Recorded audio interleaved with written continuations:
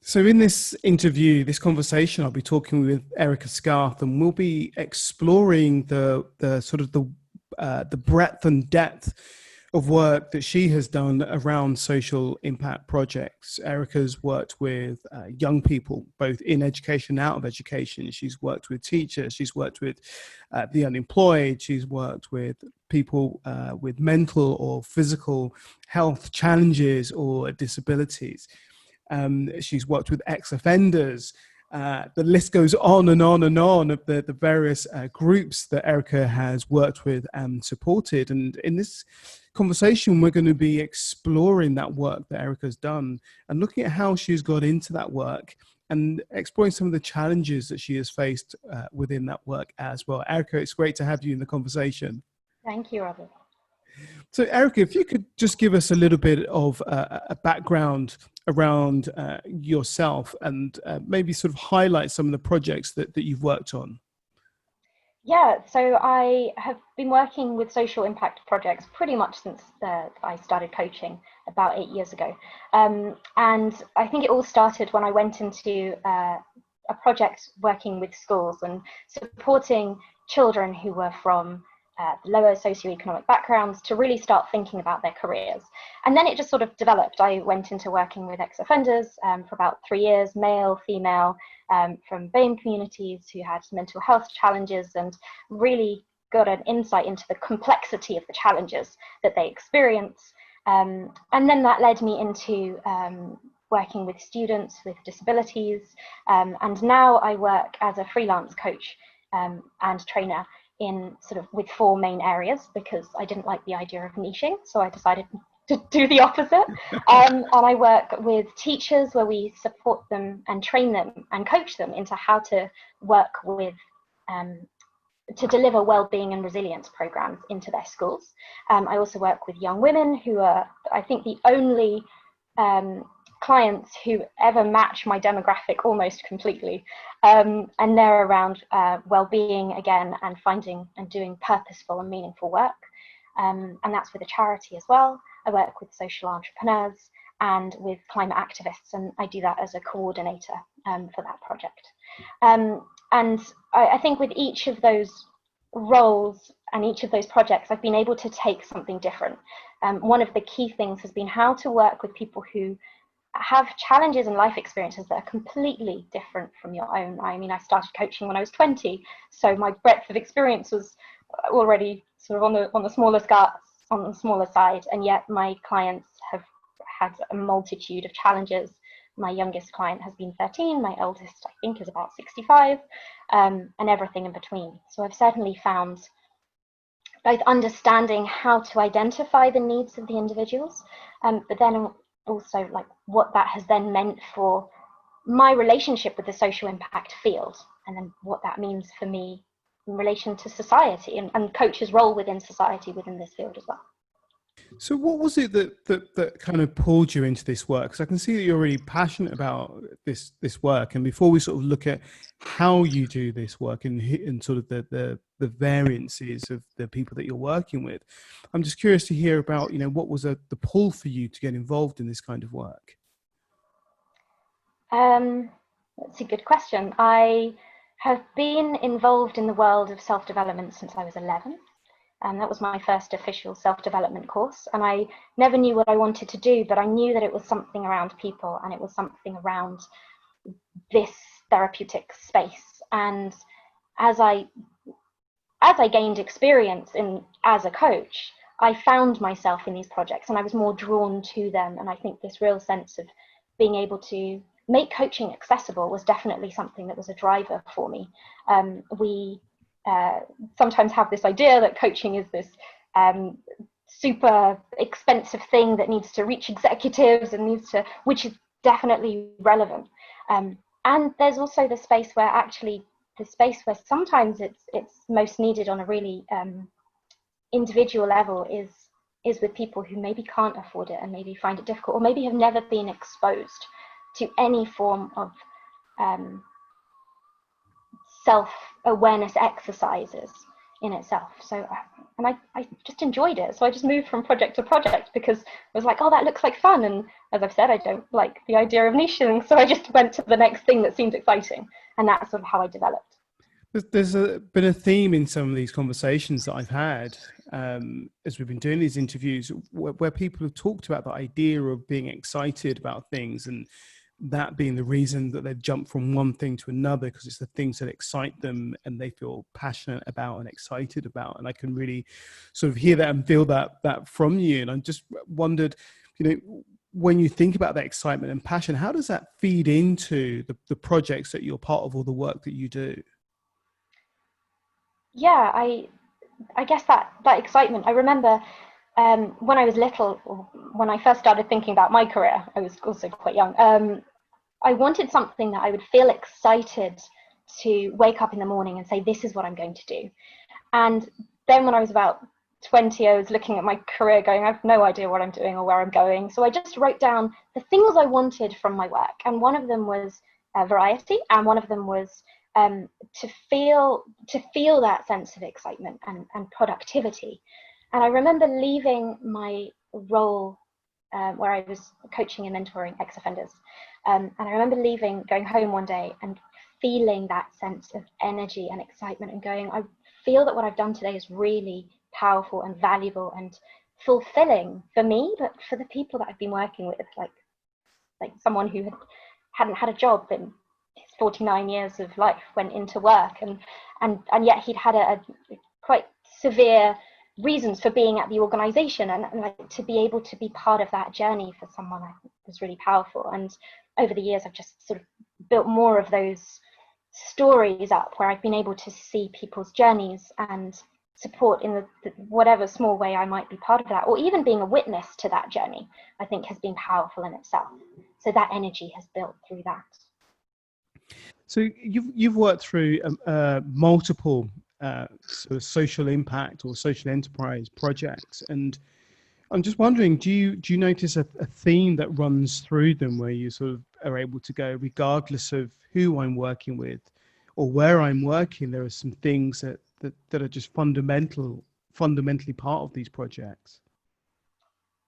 Yeah, as you asked that, the first thing that came to mind was just the power of listening, for someone to feel heard and seen. I recently received some feedback recently, which was where someone said it was amazing to speak to someone who was impartial, because I can't speak to my family and I can't speak to my friends because they all have opinions. And regardless of which area you're in, people have things that they don't feel comfortable sharing elsewhere. So just that sense of having that space to be impartial and for people to tell you some of the things they won't tell anyone else. So to be seen and heard is across the board. But also spaces where people they'll need to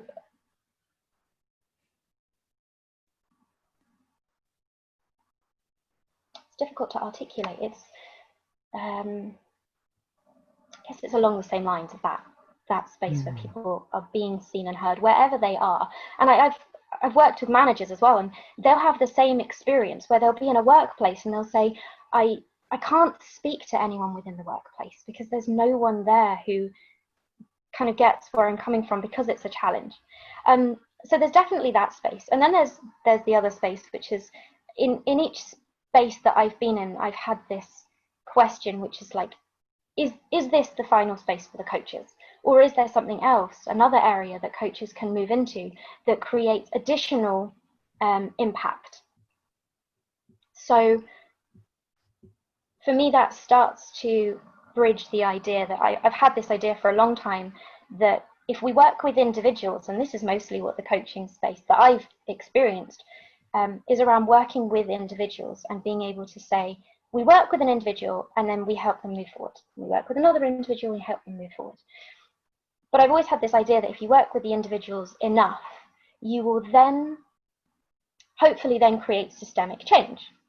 But actually, there's something missing in that, because the individuals create the system. We are individuals that make, like the worker bees make up the hive. But the hive also has a kind of mentality of its own.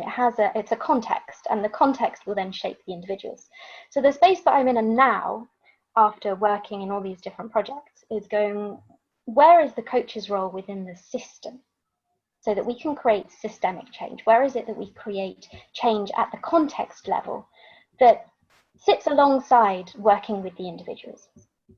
And what this means is that we could potentially be working or having greater impact faster, not just with the individuals at their level, but in preventing them from getting to that space at the beginning. I guess it's a bit like when we think about teachers, and if we change education, we support students to experience things differently from the beginning, rather than having to go in and repair things that are a bit broken after.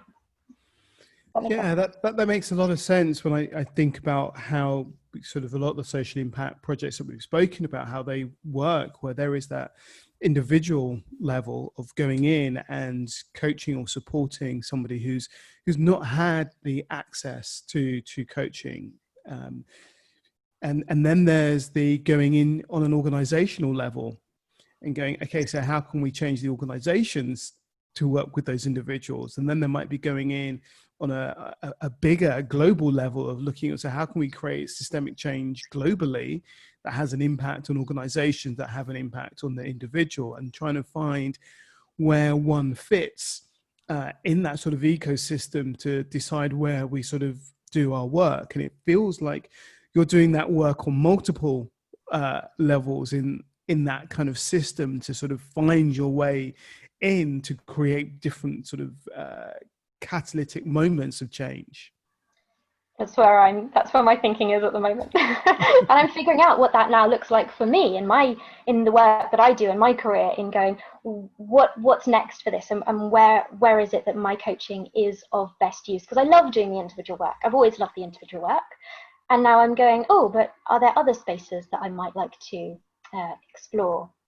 And when you think about those other spaces, do you ever think about working with fellow coaches to create those other spaces, or to work in those other spaces? Or does this feel very much like something that this is what Erika does, and a bit of a lone wolf, for want of a better description? So that question has sort of two answers for me. One is, as a freelancer, I've discovered I do work really well by myself. Just I don't need to have teams around me as such. I have connections, and I have fellow freelancers that I connect with. But I do work quite well alone. So that's on a very personal level. But when it comes to this kind of work, yeah, collaboration is what we've discovered is how people work best. And I think it's Ken Robinson who said that, in school we talk about, if you copy, then you're cheating, but outside of school, copying is called collaboration. And actually we need more collaboration, because that's where the ideas generate. So this way of thinking, I definitely think is something that actually might be something for the entire coaching space to explore, is where do we sit when it comes to systemic change? And this is something that I know is already happening within the environmental space. You have coaches who are exploring, like, where do we sit? What do we do? What is our impact within this space? I guess I'm keen to explore, or I'm guessing my own thinking, I'm exploring where does this happen elsewhere as well. I know when obviously COVID hit, suddenly there were projects popping up all over the place saying, how do we support the NHS, and how do we support nurses and paramedics and all those people? How do we support key workers? So this is something that I think is definitely growing in its thought process. I know that there are different ways that we could approach this. So it might be that we're thinking about having more projects. It might be that more coaching projects. Is it that we need to go in and work with more leaders? But at what point is the right level? Like, what's the top leader? Is there a top leader? I have a friend who's quite clear that politics is at the top. So is it that coaching needs to move into politics? Or is it that we need to maybe bring more coaching and counselling as well? I'm big on the collaboration of those two areas together as well. Is it that we need to bring more of those skills into society at an ingrained level, so that it's not that the counsellors are counseling individuals, or the coaches are coaching individuals on well-being, but actually that well-being becomes so integrated, or the activities, or a bit like mindfulness or meditation, it's become so integrated that you can go and learn it, but you can also practice it, and it becomes so embedded within society that it's not needed so much. So these are just some of the thoughts that I have, but definitely coaches need it, and we need to stick together and figure the way out together to find out what this looks like. Yeah, a lot of the conversations I've had have spoken about this idea of collaboration, and sometimes it's coaches collaborating, sometimes it's collaborating with organizations or institutes, but it's that, how do we come together to create some of the bigger impact, or the sustainable impacts? I think one of the things that we can look at with some of the projects is that how do we sustain them? Often there's, like you said, COVID comes along, there's this impact, all this call for working with our key workers, our frontline workers, and then it's like, so how is that sustained when the initial energy starts to ebb away? And it sort of makes me wonder, how do you sustain yourself across these multiple projects that you kind of bounce around with? On a daily basis, or in terms of longevity? I think it's both. I think there's something that's really interesting about working in social impact on that, what's the daily that you need to do to have that energy, but also what's the long-term stuff that you need to do to have that energy, and also exploring where they dovetail. Because I imagine people listening to this will be going, so she's been coaching for 8 years. She's worked on 1 million different projects. There's 4 key projects that she's working on right now. How does somebody sustain that energy? They might go, well, Erika's young, so the energy of youth. But I'd be really interested to hear about, how do you sustain yourself through these projects? I think a big part of that is lifestyle, and something that I've thought of when it comes to, and now when I work with people around career change, or it's around not just what's the career that you want, but what is the lifestyle that you are creating. I know for myself, I don't like the 9 to 5. I don't like offices. I work from home. And I don't have fixed hours either, but that, I know that works for me. So I think to a key point is that none of those projects are full-time. They can't be full-time. You can't have anything that you'd be working on, what's that, 60 to 24 hours a day. Doesn't work. But so they're all part-time. I dip in and out of each of them on a daily basis. So, I might have one day that really focuses on one project, another day that focuses on another. But that's quite rare. Usually I'll have like multiple meetings, and they're all they all work they might all touch on different projects. So I don't know if there's a fixed answer. For a lot of people that wouldn't work. I think the key point to consider is what is the lifestyle that you are creating, and where are your energy levels in the day? Because that's something that I've discovered is quite key for sustainability. Some people, the energy to work with clients is in the morning. For someone else, the energy to work with clients is in the evening, and then you need your rest time. I make sure I include a lot of rest. This is my plant family, and this is part of my resting time. And so making sure you have that downtime so that you're not burning out. And then the other thing is for me to be part of projects and to do work that I really enjoy, that I feel is meaningful. As soon as something feels like it becomes a bit of a drag, or it's not quite clicking, or my values aren't sitting right, then I need to explore that. I need to think about whether there's something that I can do to shift it, or actually it's time for me to step back. So I'm really fortunate that at the moment I do work that I enjoy, but I've also sought it out. I've gone looking for it. I have hunted people down. I work with with other freelancers, so we connect that way, and we will share work. So it means that I haven't interviewed for a job in a very long time, because I make connections with people, and then they say, oh yeah, I know there's this project happening, so let's go and do that. Or actually, I've started a new project and they're looking for people. Are you interested? But making sure that everything I do is enjoyed and meaningful for me. And that means that I can give my best to them as well. Yeah, I really like that idea about, working in ways that are meaningful for you. And you said there that you've sought out this work, and the two things struck me there. One was that you called it work, and one was that you had sorted out. And I guess sometimes when we think about social impact, we don't think about it as work. We think about it as purely as volunteering or as giving. It's our other job, not our full-time job.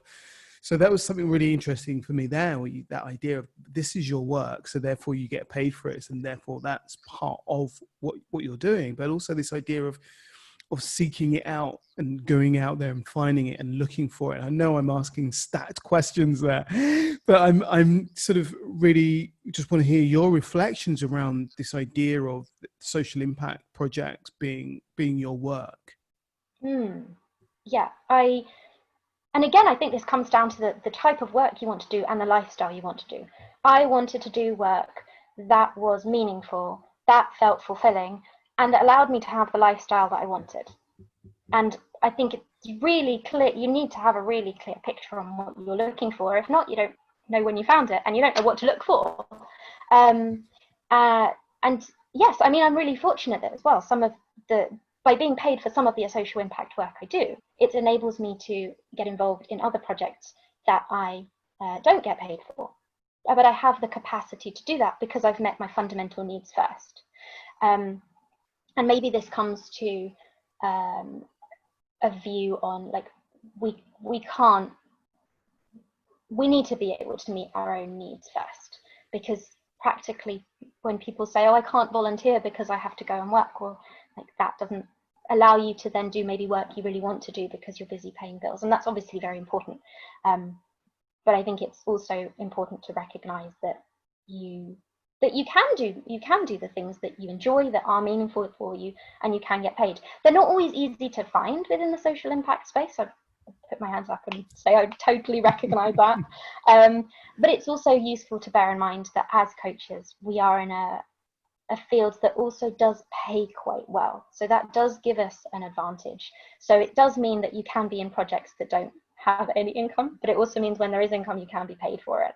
And I'm quite pleased to be able to have found that. But I've also been insistent on it. I have found charities that I love what they do, and I've gone to them, and for a year I've said, when are you hiring new coaches? And every few months they say, not yet, but we'll let you know. And then I go back and I say, are you hiring yet? And they say, not yet, we'll let you know. Eventually they say, we're hiring, you can come on board. Or I've been involved in lots of projects that don't have money, and then from there someone has said, look, we now have money, we liked what you did, do you want to come on board? And I've become a team member that way as well. So I've also given a lot of volunteer hours before getting paid work through the social impact field as well. There's some really interesting things you're saying here that I think are a real shining light and a beacon for coaches that want to work in this way, to see that there is a possibility to do this. And part of that is that persistence, that, I love the idea of, you're saying to somebody, are you hiring yet? Are you hiring now? Are you hiring now? Are you hiring now? Until the answer is yes, we are. Come and interview or come and be part of that. I think the other thing there is, recognizing that you can work on a project for free over a period of time, but it doesn't mean that's going to be forever, because at some point somebody gets a pot of money to do something, but also you're making those connections during that time. And when people enjoy your work and enjoy what you bring, they get, right, now we're doing this paid project, come and be part of this. Yes, yeah. And I don't sell myself as a coach, because coach pitches are just awful. I heard someone once say, I help people achieve their dreams. And I thought, oh my God, someone else is going to say you're a coach. You're going to say something just as awful. So I don't do that. All I do is mix with other freelancers. And some of them are facilitators, some of them are coaches, some of them are trainers, some of them are educators. And just by mixing in the space, you learn stuff. And you're all just doing your thing. I don't have to sit there and pitch every time I talk to someone, oh, I'm a coach, this is what I do, because you're all kind of in the flow of that. Also pitching really, I find, really puts people off. So just going for things that you enjoy, applying for, or signing up for projects that you think are exciting, really going with that, like, gut feeling and what's the next most exciting thing. And if money doesn't come from it, it's still something that you've added to your CV. I got my first job working with ex-offenders because I had already dedicated 150 hours volunteering for 3 hours a week for a year with people who were long-term unemployed. I'd already given time to working for a series of 8 weeks, just for 1 day a week, working with students. And then I went into this project saying, I really love what you do. I'd be interested in being a part of it. And they said, look, we don't have anything now. Would you be willing to volunteer? I volunteered for a couple of days a week for 2 months. And then they said, come on board as a full-time member of staff. And that was how I really kind of then stepped into that role. And from there on, I just continued doing things that I enjoyed. So doing things that you enjoy has really led me forward. Yeah, I really hear that, you know, that things that you enjoy, that inspire you, that give you passion, things that connect with other people. And this idea that you're doing this work, whether it's as a freelancer or being paid or as a volunteer, and it's kind of leaning or leading towards something, but you don't always know what it's leading towards. I think sometimes people get very caught in this will lead to this, will lead to this, will lead to this. And it feels like part of what your experience has been is it will lead to something. So it's worth doing and seeing then what that something might be. Yes. Yeah. And I know you've, like, not everyone has a day a week to dedicate to coaching a project, but there are other projects. So I know you've spoken to David Frost, and he does a project where you can, I've done it, I've joined on board, where you coach someone from Age UK. That was over COVID and over a short time, but you have one client, you offer 1 hour here and there. I coordinate a project for climate activists, and again, like, you can have one client and it's for 3 sessions. So there are loads of projects around that you don't have to dedicate 100 hours at a time for nothing. You can do one client, a couple of hours here and there, and actually all that contributes to you being able to say, well, actually I've worked with people from all these different backgrounds, because you have had experience of that. Might not be a lot, but it's something where you say, I've had more variety because I've never spoken to an activist before. And the first activist I spoke to spent 10 minutes grilling me to find out if I worked with the police. And that wasn't something I was expecting, but now I know how to answer. And how does one answer that question? Not easy. And so one of the other things I'm hearing here as we talk about this is that you're not just working as a coach in these projects or as a facilitator, you're also working to facilitate the projects happening. So you're working in sort of multiple layers or levels within the programs themselves, and I find that really interesting to see that you're not just either running it or coaching on it, but you're doing sort of both things in different projects. Yes, again, part of my love of variety, and also because, as I say, I'm exploring this sense of where do we as coaches work, or where are we most effective, and I think we're effective at all of those levels. So to be able to step into each of those levels not only keeps my skill set active, because I've coordinated a couple of projects, but if you don't do it in a while, you forget that you've done it, or you forget how to do it. So it also keeps me kind of sharp, but also means I can see the different roles. So I can see what it's like to support coaches, to support clients, or I can see what it's like to actually be part of supporting those clients. I have been in projects previously where I have supported volunteer coaches as well to support people. So it's that sense, those dynamics are all slightly different. So how do you support each of them? So yeah, being able to, I guess, be versatile and experience the different levels means that I can then go in and support others to experience those different levels as well. And I can appreciate the different levels. And I guess as well that being able to appreciate those different levels and having worked in those different levels makes you a more valuable team member, because you can straddle those different areas and you can have an insight into what's going on for different people. So, you know, if I was running a project now, I'd be going, let's bring Erika in because she can do lots of different things. So therefore she can pull lots of different people together. And I'm assuming that that's part of what enables you to have this lifestyle, because you work in lots of different ways. You're able to sustain that lifestyle of variety. Yeah, absolutely. I mean, well, at least I hope so. But like, yeah, as you say, as I volunteered on one project, and then they said, look, can you, like, we like what you do. Do you want to come on board with us as a team member? I was involved in another organization, and one of my other freelance colleagues started working on another project and said, actually, I'd like you to come along with me. So that sense of linking that, yeah, definitely keeps, there's a key point about networking. It's really important to network. Again, not a sales pitch, but just networking with people who are doing exciting things, who are as excited about their work as you are about yours. So networking is absolutely crucial, and yeah, staying open to opportunities as well. When people say, oh, there's something here, as long as it fits your value set and generally what you're looking for, being really open to saying, yes, okay, I'll give it a go, and I'll see what that is. And also being really clear when you step back from things as well. I've been in projects where people have, especially volunteer projects, where people have been willing to say, well, I need to step back now. And they just sort of drop everything, and everyone else is sort of left going, what's going on? What do I do? Where are you leaving off? Are you done? Are you stepping back? Have you finished doing? So being really clear with when you are stepping back, to do that really consciously in a paced way where you are handing over well, because these projects, especially ones that are volunteer led, where you're all volunteers pulling these projects together, require the hive mind, and the hive mind really requires everyone to be on the same page and be considerate of other people. So that's something I've also learned as well. Yeah, I've spoken to others about, you know, that burnout point where you get to, you know, people are on a project, they're giving it 120%.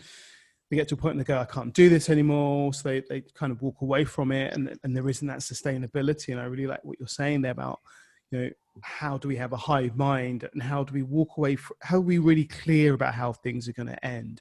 Because sometimes a project has its own deadline, and it says, you know, this project's for 6 weeks and then it's over, or for 6 months, or for a year, or whatever that might be. And sometimes they're just kind of rolling along and nobody has a real sense of when it's going to end. But I like that idea of, when you choose it's your time to end, how do you extract yourself without sort of breaking the system, as it were? Yes. Yeah, that's something that I have more recently noticed is really important.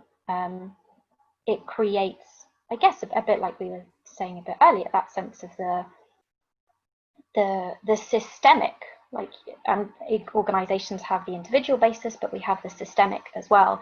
And when the systemic is rocked too much, especially in small organizations, it isn't helpful for everyone else.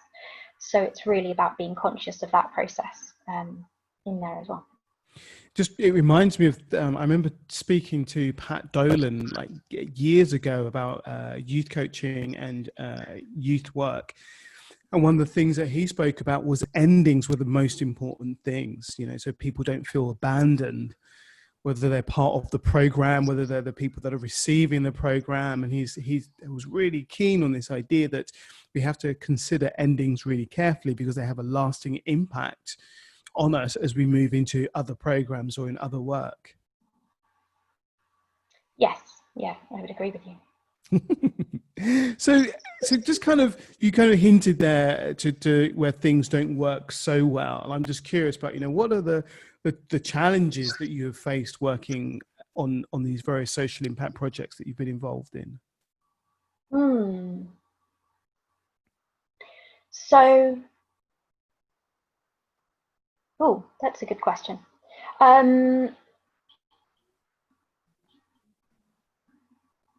A few things come to mind. The division between paid work and unpaid work, I think, is one that comes quite well. Projects that are unpaid tend to have a bit more structure to them. I work with usually charities, so there's usually a very clear structure. They've spent a lot of time thinking it through in advance. When it comes to unpaid or volunteer-led projects, the challenges tend to be around capacity. People are busy, obviously, getting paid work. They might be able to contribute little bits of time or energy to volunteer projects. So just recognizing capacity and being really clear on people's capacity and that sense of ending, like, what is our process of ending? How do we end well? Because, as I say, I've seen bad endings, and that's not helpful for anyone involved. So being really clear on that. As part of the volunteer space, I think it can be really difficult to maintain that momentum, because you are just giving snippets of your time and everyone is doing that. So and it can feel as though things are just sort of rolling. So certainly having something as simple as clear times for when your team meets is something that I've noticed is really powerful. This idea of, oh, well, we'll get in touch to arrange our next meeting, means that everything sort of just becomes a bit wishy-washy, whereas having set clear times, this is when our team meets, has been a really powerful way of saying, okay, something is happening. We don't know what we're going to talk about in that meeting, but the meeting is happening. And this is something that I have reflected on with other volunteer-led projects as well, in all sorts of industries, where that sense of having a strict team time is really important. It helps things happen. And then what other challenges have I experienced in the team? I wouldn't call them challenges, but would say that I think we touched on it a bit earlier on. The sense of where is the coaching most effective is something that I'm pondering on. And it doesn't mean that the coaching is ineffective at all. That's not what I'm saying. When it comes to the individual space, it's just, is that the most useful space?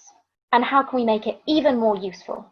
So does that mean we need to go into organizational coaching as well as individual coaching?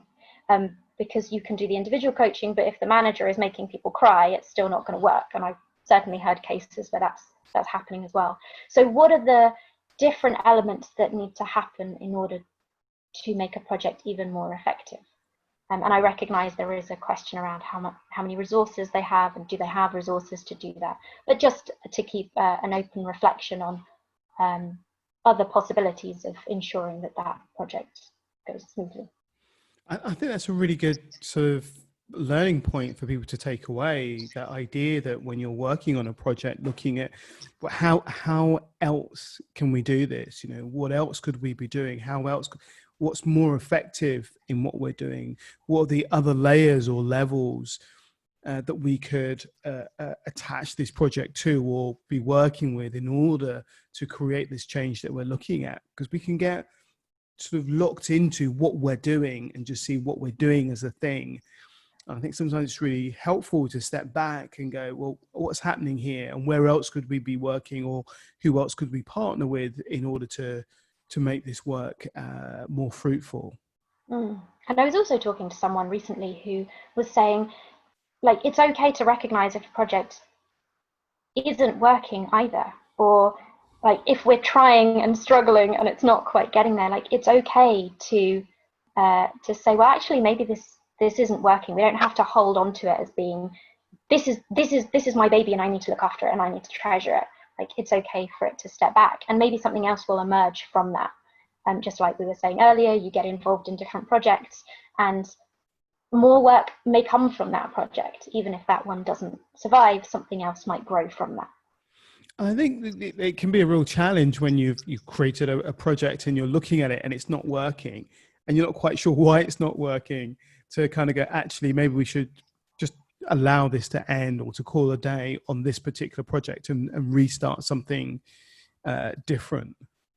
Yes, I've been involved in projects where the founders are just determined to make this work, and it's just stifled and it's stuck and it feels really difficult. And then I've seen other projects that started at exactly the same time and blossomed. And I haven't yet figured out what the answer is, I'm honest. But being able to see those spaces has really given me insight into certain things not to do that really, because there are certain things that really do hinder progress. And what might be, give us your 3 things not to do on a project. The most obvious for me was holding back on really simple resources. I recognize money can be a challenge, but something as simple as if you want to do marketing, to being really stingy on your marketing materials and making everything really low quality is just not gonna support. The other thing is recognizing the values of your team members. I had a founding project leader once who was very good at micromanaging.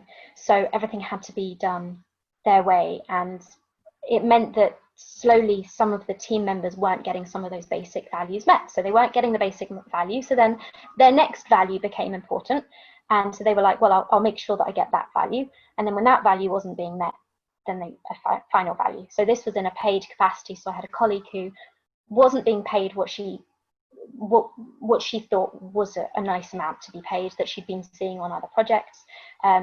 So then she said, well, it's okay. At least I get to I'll be flexible with my time and I'll like shift half an hour here.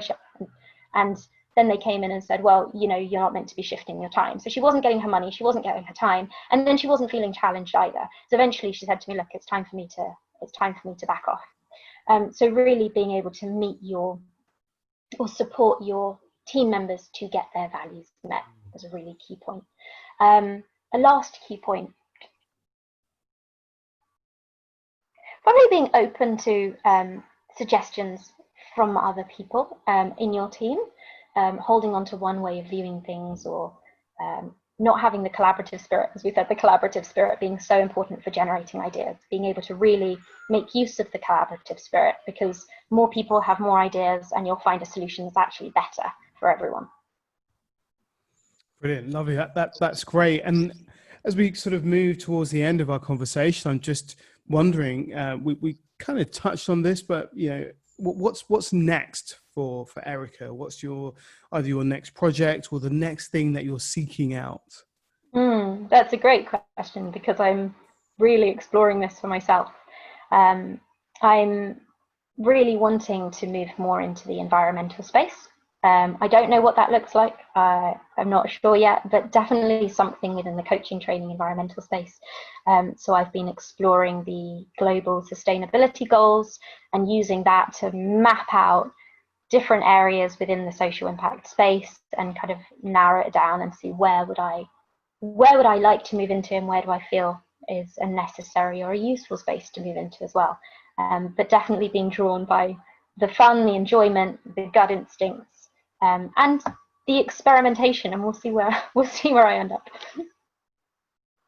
That's wonderful, Erika. And you know, if people want to get hold of you, connect with you, where might they do that, recognizing that you're in multiple places or multiple projects? Yeah, so I generally an email address is probably the best place. I have a coaching website, but I'm actually going to scrap that and set up an erika.com website with all my freelance work instead. But before that, just an email at erikascarth@outlook.com.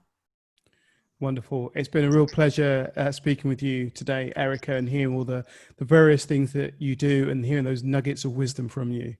Thank you. Cheers.